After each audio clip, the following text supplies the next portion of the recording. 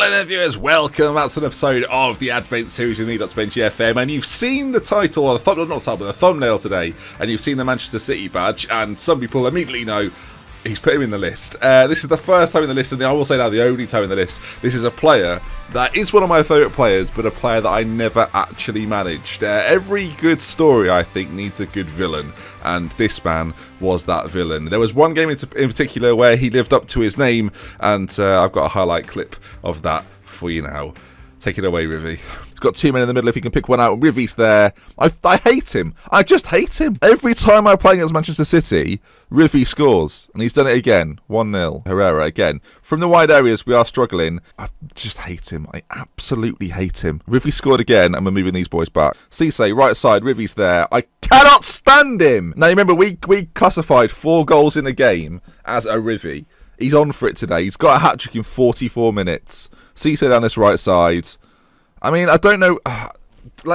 Yes, we could play fullbacks, but I don't think it would make much of a difference. He slammed it in for that's a ridiculous finish. And then the passing bit becomes difficult. Rivy's in, and he scores a Rivy.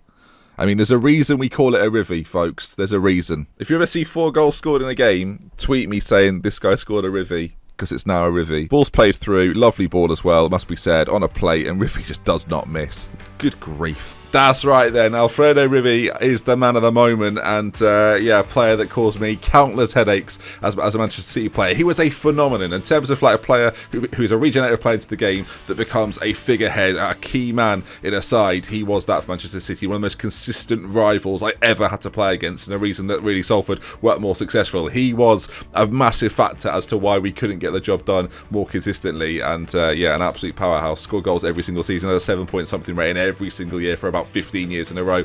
Went down as an icon of the game, as you should expect, and one of the greatest and global superstars of that save. If you watch the Salford story, Rivy was certainly a key man within it, and I guess the greatest villain of any save I've had. I've never had a player be such a thorn in my side, but he was that man. And then he goes then onto the list, and that is going to give us another player on that list. The list is hotting up now. I like it. It's getting exciting. The players left remaining now is tense. Obviously, there'll be a few that maybe you think I may have missed out, but yeah, if there's one player you could have on the list that you don't think's on the list, that's what I'd like you to do today in the comment section. A player you don't think's on the list but should maybe be on the list that you very much enjoyed personally from any save throughout the years. If you enjoyed the video today, please do leave a like. Thank you for keeping up this series. People seem to be coming back every day, so that's very cool, and I'll see you again soon. Goodbye.